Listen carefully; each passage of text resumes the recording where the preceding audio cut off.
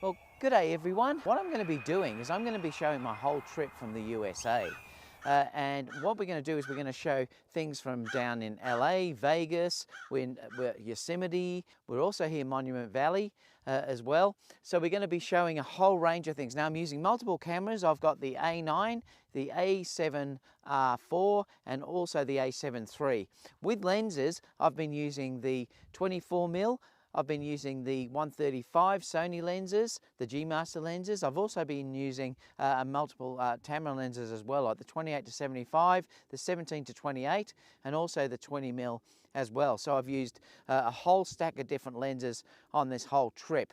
And I'd love to know what you think about them. The trip has just been amazing. We haven't finished yet, but we are on the near the end of the trip.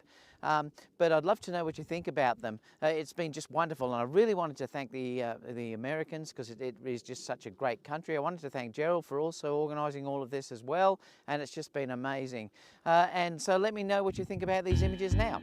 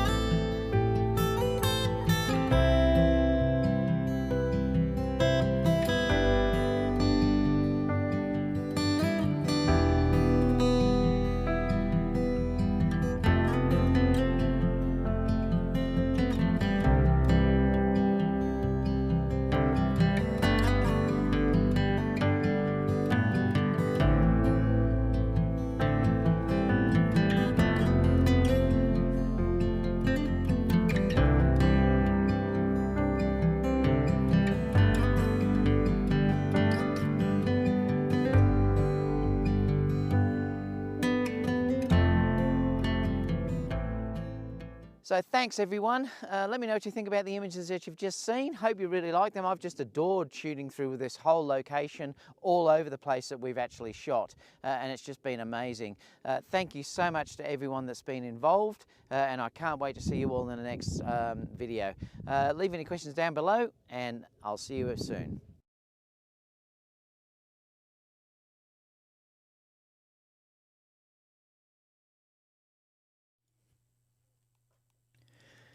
Well, welcome everyone. Hopefully, I'm just checking audio's going. Yeah, it looks like it's all running fine. Now, let me just run this so that I can run some questions. Let me check if they're working. Yep, they certainly are. So we're in pre-show at the moment, guys. Let me see if I can switch that up, actually. Let me see if I can just show that rundown and put pre-show up there so I know for the timeline later. So we are in pre-show at the moment. I've only really got 2 stories today, so it's going to be a really, really quick show, but I just wanted to come on. I was even thinking about, will I not come on today because there wasn't much to talk about, but I've got some interesting things to talk about with the A74, so stay tuned for that. Now, notice the stream saying it's lower again. Oh, well, we'll keep going. Let me just quit that. Just see how it is. I still want to record in 4K because I think it's worth it until YouTube sort of, lifts their game and we can record permanently like that. Now, let me go back to the social. So just pop in and say hi, everyone, if you're here. Now, for some reason, Long Rider's comment does not come through, but I'll read it anyway. Osler, you got to sell more A74s than B&H, laugh out loud. Now, I don't know why his didn't come through, so it's interesting. At location filming now. Hope is all well, 42 Pro said. Yes, it is well. Here, I'm out of lockdown as from today, so I can officially go out again. Melbourne's still in lockdown, but we're out, luckily. Matt said, 4K 60 10-bit, presumably. Sounds like the perfect camera to go with my A7S III. I'm going to talk about it. It gets more and more exciting as we go along. Don't forget the sound this week, Greg said. I hope I haven't forgot it, Greg. Rocco said, greetings from Southwest Florida. Looks like you will soon own an A74. Well, not soon. Now, let me check. Does this... Oh, yeah, it did work. $5 Osler, my man. Thanks so much, buddy. Really appreciate that. At least the super chats are working now in this program that I'm beta testing. So that's good. What else have we got? Rocco said, greetings from Southwest Florida. Looks like you'll own it soon. Yeah, well, I'll talk about that when I get there in a minute in the stories. Larry said, morning. The good Chad said, I'm in Arizona right now. When did you come? It was around 2 years ago. I came out for WWPI. Yeah, so I was out for that. I think it was 2 years ago, basically, before all the virus. I can't say that word because you get blocked. Before that, sort of locked everything down. Remember this prediction. His Long Rider has said: stacked sensor, electronic flash sync, and 15 to 25 frames per second. Same sensor is going to be used for the A9 III, 30 to 40 frames per second, and video specs to match Canon R3 for $4,500. Both cameras will have dual CFast Express slots. Well, they are going to have to upgrade the A9 now, aren't they? If you look at the competition with the Canon R3, the A9 II really is beaten on specs.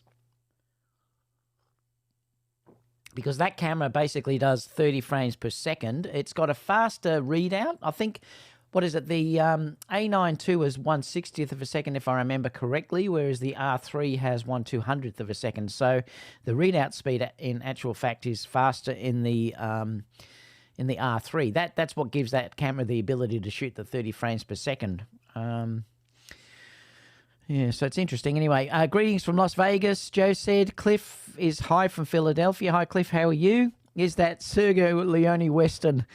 No, it was they were someone for Nelson's Ghost Town. The other place I can't remember, actually. It was on the way to Vegas. Hello, David. Nice cloudy day in Los Angeles, but still good for a Corona. I'll be having Coronas with you soon, Chris, as well, as soon as we get into a bit warmer. It's a nice day today, though. What's it going to be today? 23 Celsius. Don't know what that is in your Fahrenheit. if the A74 will have 4K 60 crop, what's the point of making the camera? Well, we're going to talk about that. $5, thank you so much for that, Long Rider. Really appreciate that. Hello from Maryland. The good Chad said, when do we need to come liberate Australia? Oh, tell me about it. There's one thing I can ask you guys to do. Have a look at the Aussie Cossack. Let me, no, I can't bring it up because it'd be too awkward. It's called the Aussie, I can't remember how you spell it. Let me just see, hang on. I'm going to open up a new window. Oh, right, it's on YouTube actually.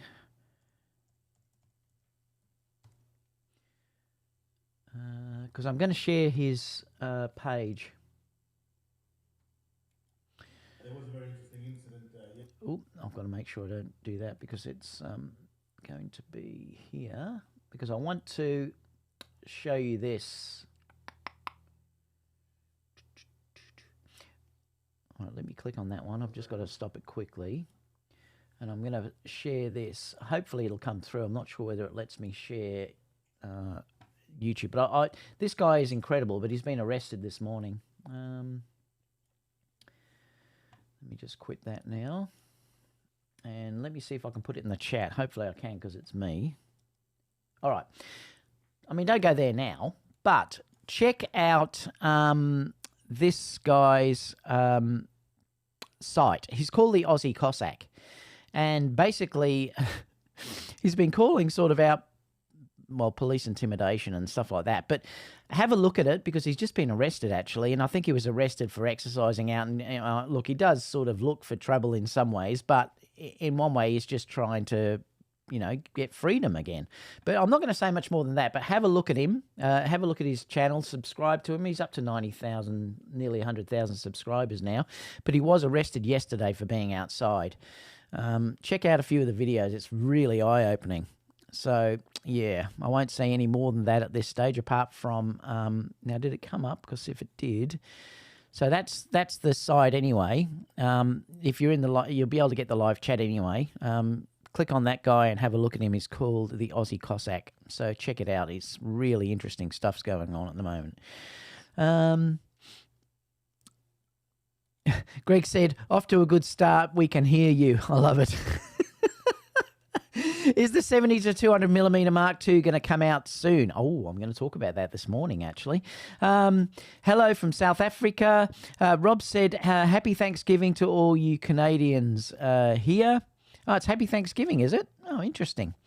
Doug said, good day from PA. Mike said, greetings from Colorado. G'day, Mike. Adam said, hello from Houston. Randall said, $4 from Randall Brandon. Peer character, what's that? Exaggeratingly stretching his arm forward to offer a cup of coffee. What does that mean? I'm not sure, but was that a donation? Because it didn't come through as one. Anyway, thanks if that is Randall anyway. Per said, greetings from Norway. Juicy said, hi, David. Rocco said, I hope Long Rider's prediction comes true. I know, interesting. Hello from Stuttgart. And Joe said, I hope the A74 will have the feature where the shutter will protect the sensor when removing the lens. Does the A7S3 have that? No, it doesn't. Oh, I've got some exciting a video thing to show you about that, though, soon. It's really interesting. It's a new product that's just come out. So stay tuned for that. At least when dealing with it, I'm not going to comment on anything like that because the channel will just get blocked.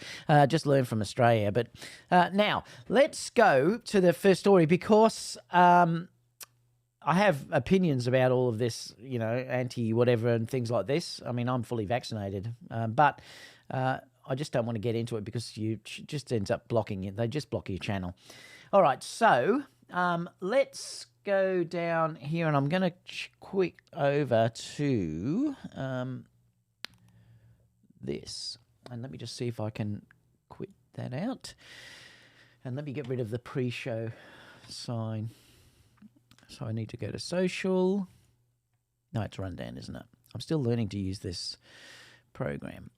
All right, so let's have a look. Because this is getting more and more interesting as time goes on. It really is, because they're now saying, remember we said a couple of weeks ago that Sony Alpha Rumors were saying that there wasn't going to be 4K 60, and I thought that was really weird, because I thought, well, personally, I wouldn't have bought it. And I think if you bring out a camera now that, you know, is sort of any reasonable in specs, or if you're paying a sort of a reasonable amount of money, you would expect it to have 4K 60p in it.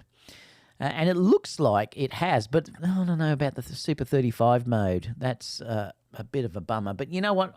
I can understand probably why they're doing it, because I think they probably want to protect the A7 III. Now, I still think this is not too bad. I'd be still happy with this, because Super 35 mode is fine. It just means that you've got to use a wider lens if you want to get something that's, you know, reasonably wide, because you've got to take that crop into consideration. But what they're saying here is that it will be oversampled from 4.8K, and it's Super 35 mode, and it's going to be 10-bit 422. So overall, I know a lot of you might not like that idea of having Super 35 mode, but I still probably would be happy with that if I was looking at getting it. And also in another way, I often shoot Super 35 anyway to get extra reach. So that doesn't bother me too much, and I'd love to know your opinion when we come back to the chat, or even in the comments down below, what you think about that. Do you think that's an issue for you? Are you a little bit disappointed that it's not giving you full frame 4K 60? It will obviously give you 4K 20, probably 30p in full frame. But if you do want to go to 60, you are going to obviously have to go to Super 35 mode. But at least you've got the ability to shoot 4K 60, it sounds like, and you're also getting 10-bit 422. So, you know, the images are going to be very, very good that you're going to get out of this. I mean, 4K the Super 35 mode is just like using, you know, a a7IV, and the footage you can get out of these on 4K is beautiful. So I don't think it's really a problem. Well, I'm more happy that they're giving it to us. Rather than not give us 4K 60 at all, I'm happy that it's at least there. You know, otherwise it would have been, now I can never remember which one. It would have been a...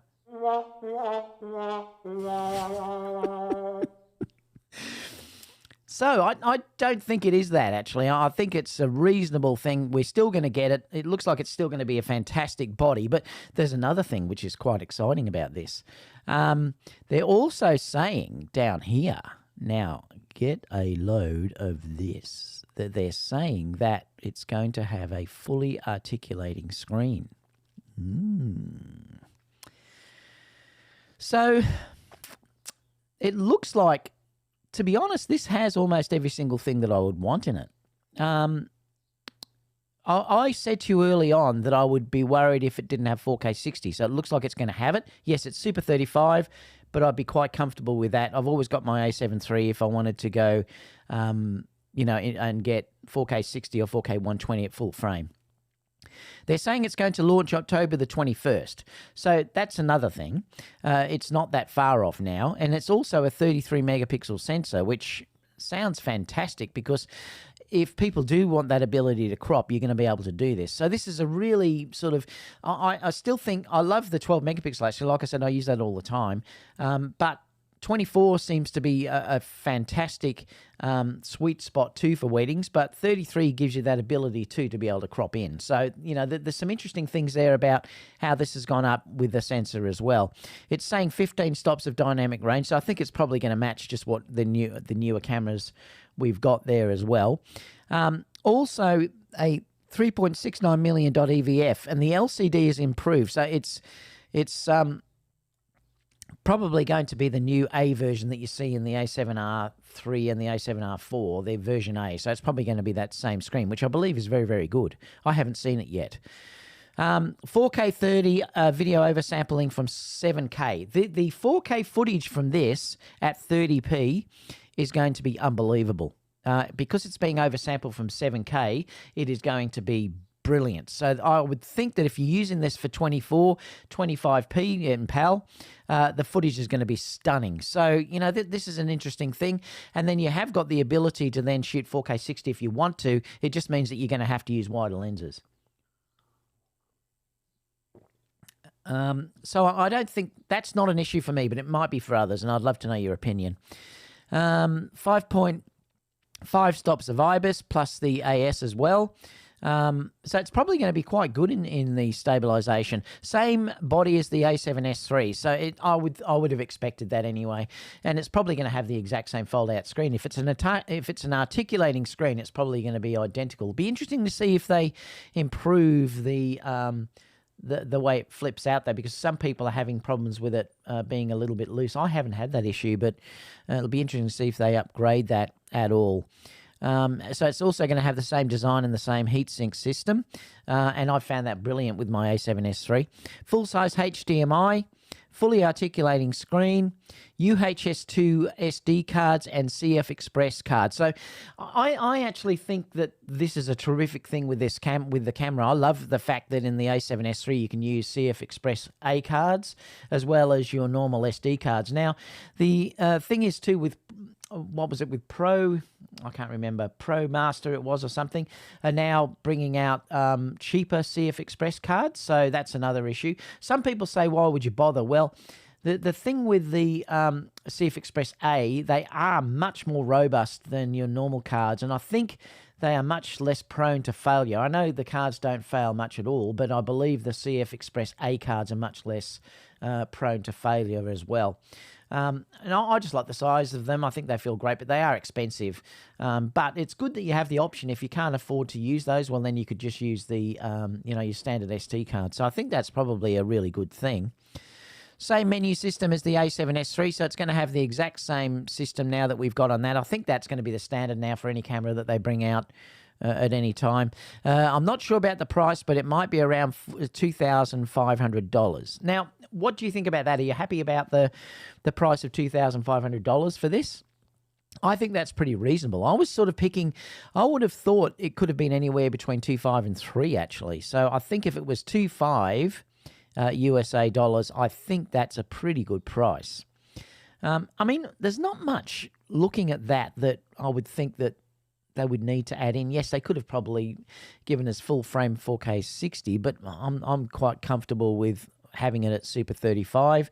It's going to have the articulating screen. Some won't be happy about that, but I really wanted that aspect of it. It'll have amazing autofocus. I mean, the A7S3 is stunning. Anyone that's got that camera knows how good that is. Like I said, I think it's a fraction better than my A9, but or it's equally as good as it.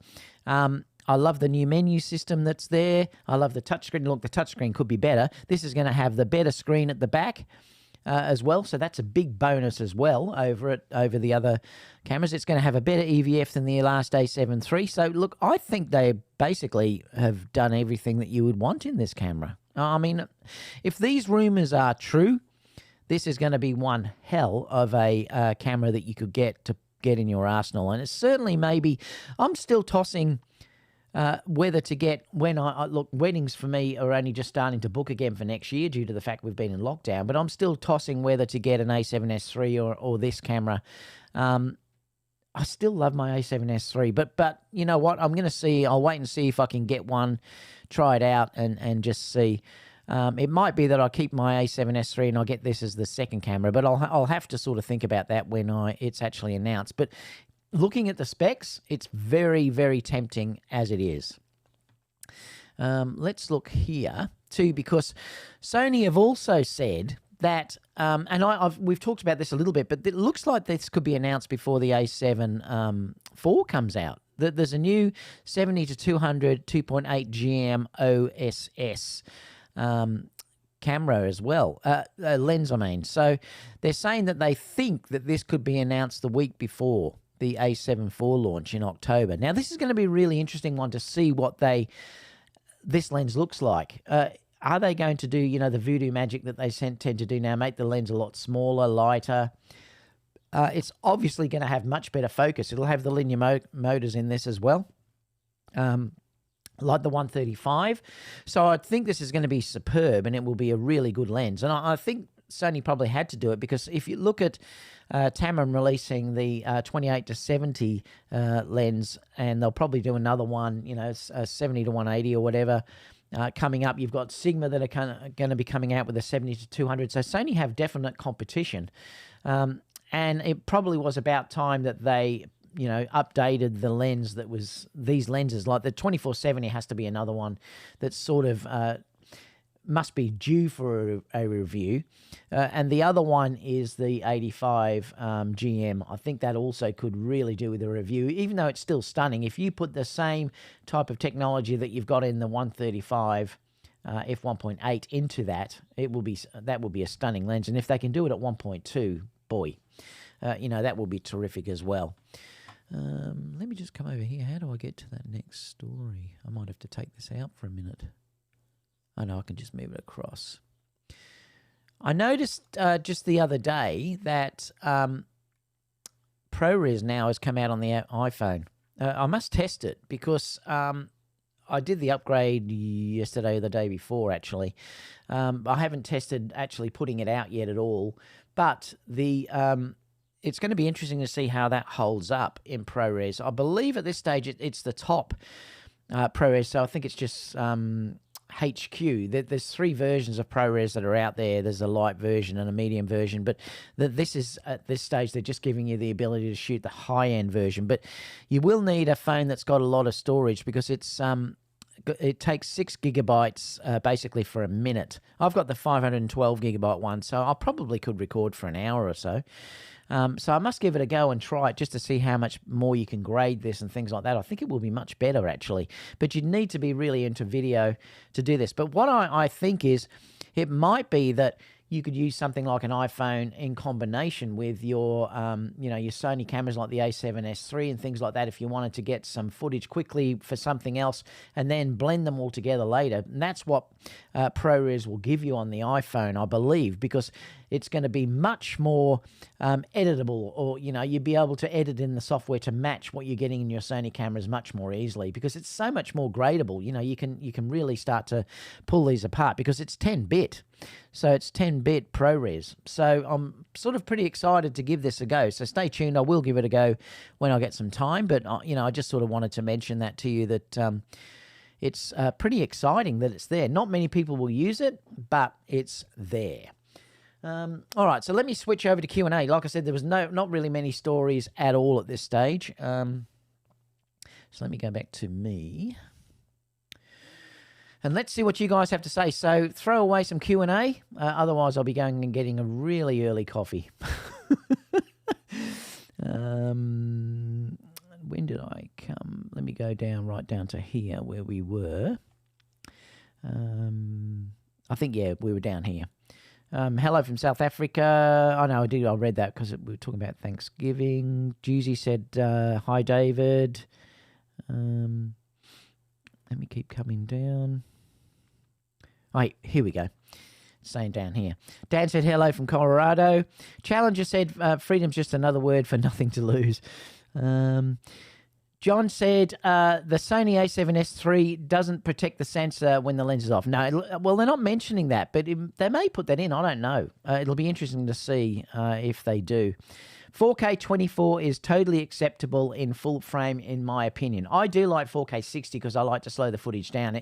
If you're shooting weddings, you really need that ability to be able to slow the footage down, I think. I mean, you don't want to do everything slow, but it's gorgeous to have that movement that you can get from, shooting 4K 60 and then slowing it down to 4K 30 or shooting 4K 50 as I do and then doing it 4K 25.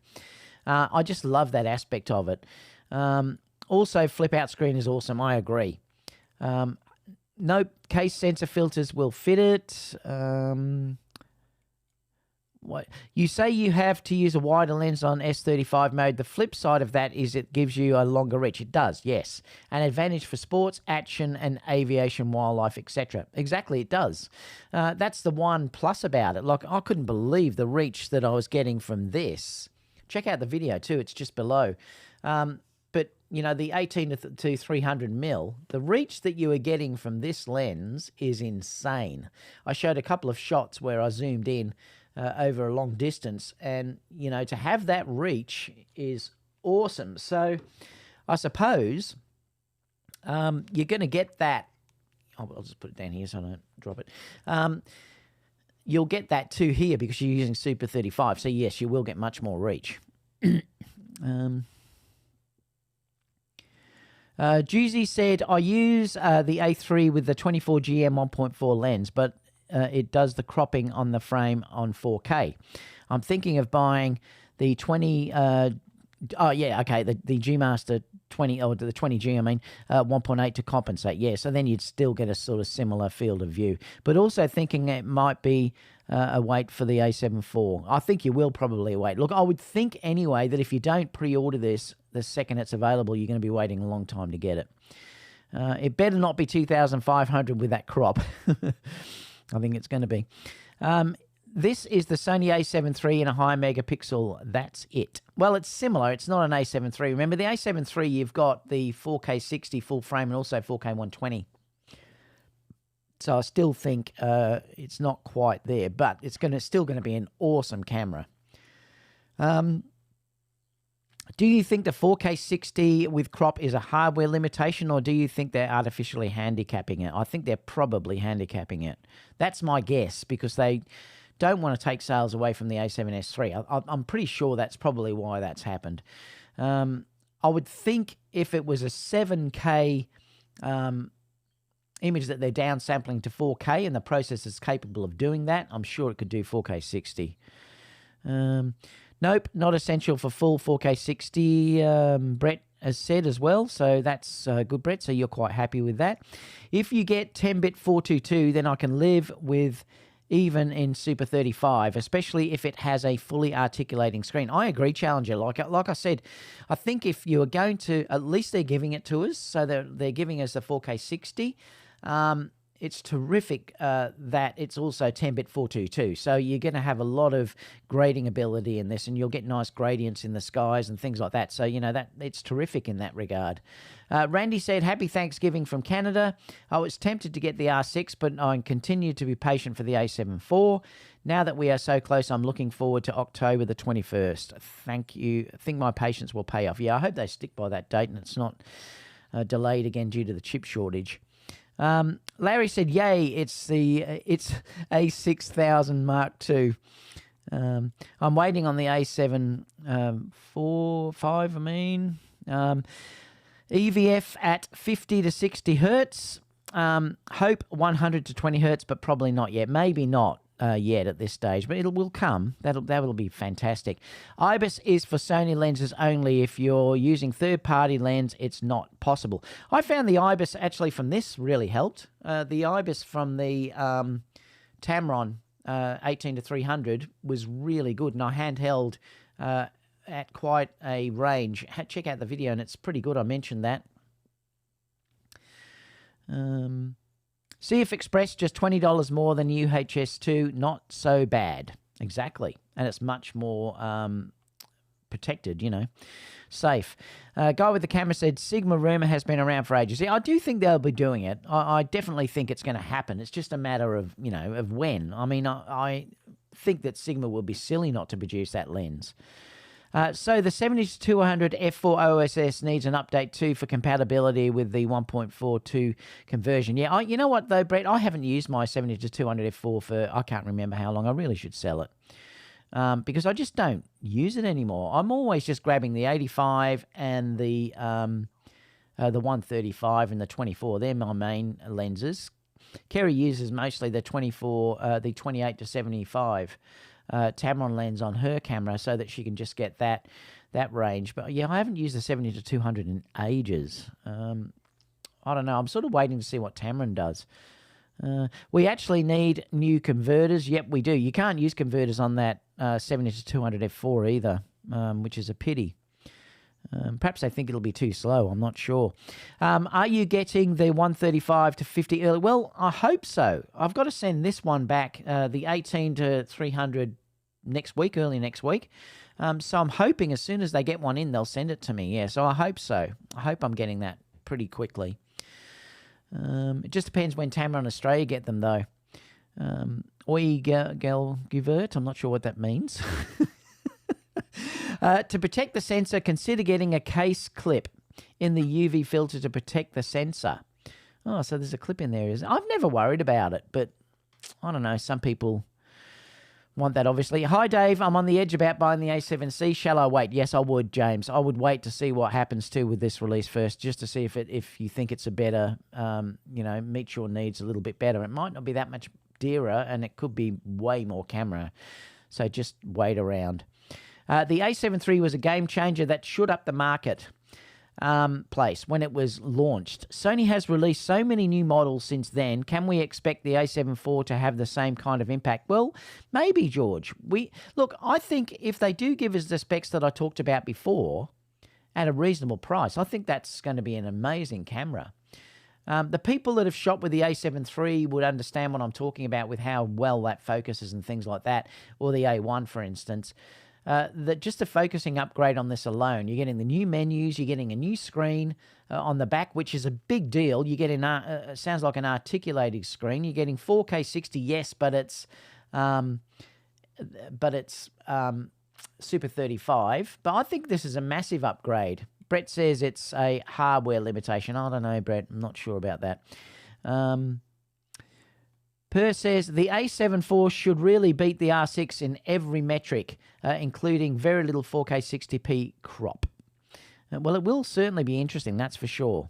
It will be. I said that it will be interesting to see if it sells. I'm sure it will, Nick. I'm sure it'll sell like crazy. IBIS is available for fully manual lenses too. You just need to set the focal length in the menu. Yes, you certainly do, and I do that with some lenses that I've got. By the way, I should show you this too. I've got an interesting lens here to review. This one is, let me see, where does it mention it? So this is, this is a Viltrox. Now it's actually a, let me see if I can get it on that side. It's actually the 24 1.8. Now I'm interested to try this out to see how, when they asked me if I was interested to look at this, I thought, yeah, I would be interested actually, because I use my, look, I don't expect this to be the quality of my 24 GM. But the issue for me is I love using 24 so much on a gimbal that then I can't use it for stills as easily. So what I'm planning on doing, this may be, this is autofocus as well. I don't think it has, I'm pretty sure it doesn't have stabilization. No, it doesn't, I don't think. But it is autofocus. I'll have to check how well the autofocus works, but this might be an unbelievable lens that I can stick on a gimbal. It even has a declickable aperture ring as well, which is nice. You can stick it on your auto or you can just slide it manual. So I think this is going to be a terrific video lens, but stay tuned because I'll be reviewing this soon now that I'm able to go out. So this is the Viltrox 24 1.8 FE. So stay tuned for that. Another thing I wanted to show you too was these are what I've been using on my gimbal all the time. The problem is though that when you use manual focus, now I use manual focus all the time because I like to be in control of racking the focus. Like when I move out behind something or whatever, I like to manually focus on what I'm doing. But the problem is these cause issues when you're using manual focus, because this always ends up getting caught on your focus, your focus ring on your gimbal. Because it's like a little cogwheel and it comes around and it hits there and it stops it from going any further, and it sort of, stuffs it up. So what I ordered, now I paid for these. I'll have to see if I can find the link again where I got them from, but I ordered these. Now, these are really interesting. So they've been 3D printed, but there's no of that connection on it. Now, I've got a few of these now. I've got them for my Tamron 28-75, and I've also got it here for the 55 1.8, and I've got it also for the Tamron 28-75. I'll just grab that so I can show you.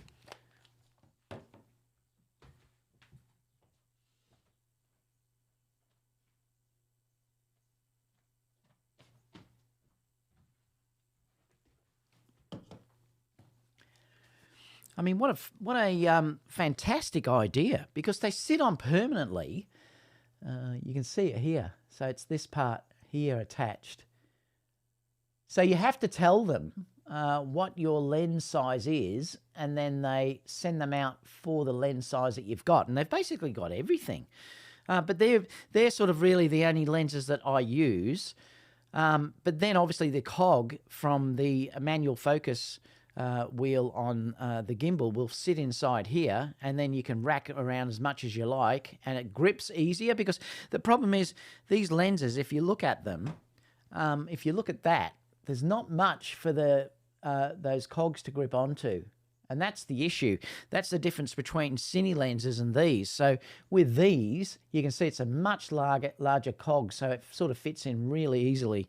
So I'll probably review these, but I paid for them. I can't remember what they even cost, but because I ordered them, I think about a month ago. They took a while to ship, but they came from the States, I think. Yeah, they're great. So stay tuned for those, because I'll show you that once I get that I tested on the camera and stuff. What else?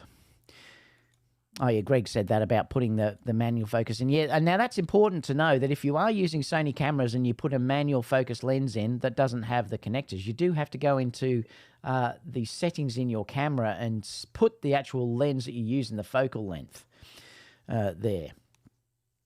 And it works quite well. You've just got to remember then to put it back to auto, put it back after later. For hot damn, okay. I didn't know. Does the 18-300 look to be a good? Yes, it does, Challenger. Check out the video, because you'll have a look at what I did with it. I took it around the Werribee Gorge near me, which is a beautiful state park that's near me, and no one was there, but it was just beautiful. So check it out, because I think it's a terrific lens for what it is. Screen refresh and resolution may be interesting to see if it's the same viewfinder as the current models or a new higher resolution models. Yeah, we're going to have to wait and see what they offer in that regard too. The A74 plus Tamron 35-150, I'm good all day wedding. Yeah, I know, I can't wait to try that lens. It's going to be so good. G'day, Aaron, how are you? We had our first live show back the other day, so if you want to check that out, please go back and check it out. We're going to be doing that weekly now. We had a ball. We were so glad to come back and get live again. So it was good. We had a really interesting discussion about what would sort of force you to make an upgrade. Cool idea. I could even print them myself. I know, Paulo, it's amazing. I think I paid about $30 though for each one, I think. And I bought a few, because I have obviously the Tamron 28-75 is the same as my 24 GM. No, they weren't. They were different. I bought two for the Tamron lenses, and I bought one for the GM 24, which is on my A6400, which is in the other room. And I use this all... Oops, I keep banging the microphone.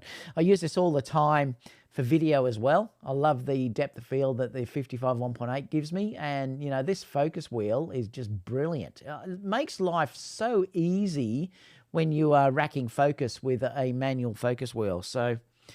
yeah, like I said, I paid for them myself, so yep. Aaron said thumbs up. Yeah, really would appreciate it too, guys, if you could give me a thumbs up. That like I said, I'm unsponsored, so it does make a big difference. And Aaron also said, yes, we are back. Let me just see, because it takes a few minutes to... No, that's it. Don't forget, guys, from now on in the shows, you do have to be a subscriber to comment, and I think I've done that deliberately to make sure that the people that are subscribing to me have an advantage for doing so. So please make sure, you do that. Tony said, hey, David, when is the A1 review coming? Yeah, I must do that. I've had so much to do that I haven't had the time. I must get around to doing that. I was going to do an A7IV one, and I've never got around to doing that either. I've still got that from that video that I showed you from the US. I've still got the video with Ike that I've still got to put together too. So I'll have to get around to trying to get these things out as soon as possible. I love that. See, Tony said the same time as the A7R4. Thanks, Tony. Put me on the spot. Do you think the 70-200 GM will come at a similar price than the first version, or Sony may surprise us with under 2,000? I think it probably will be about the same time, but it's going to be a much better, same price, but it's going to be a much better lens. Like I said, I think it'll be smaller. If you look at the way Canon have gone too, they've made it nice and small now. I think it'll be unbelievable quality, and the focusing on it is going to be incredible with those new linear motors. So that's going to be a good lens to get, that 70-200, but it won't be cheap. Mark said, hi, anyone spoken about the Sigma 150 to 600 Sports EMAT yet? A very good lens that challenges the 200 to 600 have both now. Oh, cool. That's interesting, Mark. No, that's a great focal length too for wildlife and sports and stuff, 150 to 600. What happened there? Oh, that didn't go. That's weird. Nick said, I don't know why it's not coming up. It must be a bug. Nick said, has the studio TV and video companies pushed the camera manufacturers to make 8K? Well, they maybe, but not just yet. I think it's still a time off yet.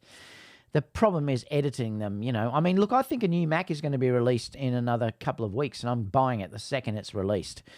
So I do actually think that I'm excited about what that's going to give me, and that may give you the ability to edit 8K. I mean, even the M1 Mac that I've got the high-end spec one, the M1 Mac Mini. It's fine for 4K. But if you do 4K 60 and you do multiple layers and stuff, it struggles. So I'm really looking forward to getting a new one. So 8K, the advantage is, though, that if you get a camera that does do 8K, it's future-proofing the camera. So that's one big plus about having an 8K camera like the A1. You know, and I think it's probably something that further down the track, you're going to be glad you got it. Darren said, Sony A1 review, best camera ever made. It certainly is an amazing camera, Daryl, that's for sure. Nick said, smaller but zoom-out lens, not so much dust. Yeah, maybe. Tony said, my 70 to 200 GM already awesome, especially after the firmware update. Yeah, I know you said that it was much better after that. I think you're going to find there's going to be a big improvement, though, Tony, with the new one. But look, there's nothing wrong with the 70 to 200 as it is. But you're going to find that, you know, a version 2 is going to up the quality, I would think, considerably for them to do it. So just to even have a lens at that focal range that will probably be lighter is going to be an amazing thing in itself. You know, if you're lugging one of those around all day in a wedding, anything that you can save in weight is going to be an advantage. So we're in for such an interesting time, I tell you, with Sony at the moment. I can't wait to see this camera release, and I can't wait really to see what they do with the 70 to 200 GM. Some really interesting things happening in that regard. And that's about it. Well, I suppose we've nearly been 50 minutes. So that's it for this week, guys. I'm going to go and get a coffee. It's nearly my lunchtime now. We've had daylight saving, so it's an hour difference. So apart from that, if you have any comments, leave them down below and I'll get back to you as soon as I can. Stay tuned. I'll be back with Aaron this week as well. Aaron said, yeah, I never understood future-proofing a camera when all you upgrade to the new model in a year. Yeah, that's the thing. It is a bit weird, isn't it, Aaron? The thing you've got to justify is whether you think about future-proofing it or whether you like some people and you change them. Remember, though, professionals don't seem to change as much because they can't afford it. More hobbyists tend to change a lot more because they have the disposable income that they can actually do it. If you're like me, it's a lot harder because you have to justify everything you're doing with what you're earning. So you often find that professional photographers, a lot of them are still shooting around with cameras that are years old because they can't afford to basically replace those as often. So that's something that, you know, you have to consider as well. So in my regard, I do keep the bodies a reasonable amount of time now than what I used to, you know, when I would change all the time. But now that I'm basically being full-time in all of this sort of stuff, you've got to justify everything that you spend. So, like I said, professionals definitely don't upgrade as much. So having a future-proof version is probably a good thing. Delta Dave said, David Osler, when you deliver video for wedding clients, do they have the option of 4K or 1080? No, not at this stage, Dave. I tend to deliver at this stage at 1080. But I will always shoot in 4K. But also, it gives me the ability to crop in. I probably will soon start, though, doing 4K. I think what I'll wait for is for the M1 Mac to be upgraded so that I can edit it much more easily. It takes me a long time. Like I said, the second I start to add multiple sound effects and things like that, it can struggle, and that's the issue. When I did the video the other day of this lens, the 18 to 300, I did a lot of sound editing in that, and there's quite a number of layers of adding the sound back in. You probably don't notice when you watch the video, but I have added an awful thing of footsteps. There's the wildlife and all these things, water, that was all added in layers, and my M1 struggled at 4K 60. So, yeah, check it out and you'll sort of see. But I think once I get a Mac that can edit it better, and I think the new one particularly will probably do that, I will be delivering 4K. Yeah, because then there's no reason not to. At this stage, it's a little bit hard to deliver 4K, and I haven't had anyone ask for 4K, so I deliver 1080p at the moment. But that will change probably late this year. Next year's weddings probably will be 4K. New Apple laptops will have 8K with Canon, Sony, and Nikon, and better GPU to handle the heavy data. Yep, exactly, Nick. That's basically what I'm waiting for. So, you know, it's exciting, I think. I can't wait for that to come out. You're also going to be able to get more RAM and things like that, better graphics, you know, things like that, cores. Thanks, Greg, so much. Great show. Aaron said that's true, David. Nick said, sometime OLED cameras, there may be no spare parts, so may be forced to upgrade. Yeah. A lot of what happens mostly with professional photographers, though, is they will try and get them repaired. If it gets to the point where it's more expensive to get them repaired, that's when they will upgrade. They don't upgrade, you know, a lot at all. I know a lot of wedding photographers that still use 5D Mark II, 3s or whatever 5D Mark IV or whatever they were, the last 5D version. I know a lot that still do that. Like, it's, you know, it's interesting how many professional photographers don't upgrade their gear because it's a tool for them to get their business, their work out. It's not, like I said, I am a bit of a tech geek and I love it from that aspect, but the average person that's, you know, doing it full time doesn't think like that. They think more about using it for their work, and that's, you know, that's the difference, I think. Gilbert's here. G'day, Gilbert. Sorry, buddy, but it looks like the A74 is going to have a fold-out screen. I know you're going to hate it. Heath Wirt said, my camera bodies are used for 5 to 6 years. Updating every time an update comes out is crazy and wastes a lot of money. I mean, if you got the money, good on you. I'd love to have the money to be able to just go out and buy a new camera every time it came out. Why not if you got the money? Thumbs up, Gilbert said. Thanks, Gilbert, for saying that. Great show as usual, Nick said. Aaron said, I'm all 1080p. And Chris said, looks like your predictions of the longer launch date and more specs will be spot on. Yep, I think so. It's going to be great, and I think it's going to be worth the wait. All right, everyone. So thanks so much for today. I really appreciate it. It's been a great chat, actually. I'm going to head out for a coffee, but let me just see if I can bring this up. Where are we? Oh, it's down there. Let me play, pause. And let me switch over to that because I have to turn me off and put that other thing. So I'll see you in the next video, guys. If you're looking for some crazy, I'll tell you everybody's standing in a line for. You can come on, we can take the roller coaster. You know everybody's looking for a ride in the water slide. Water slide.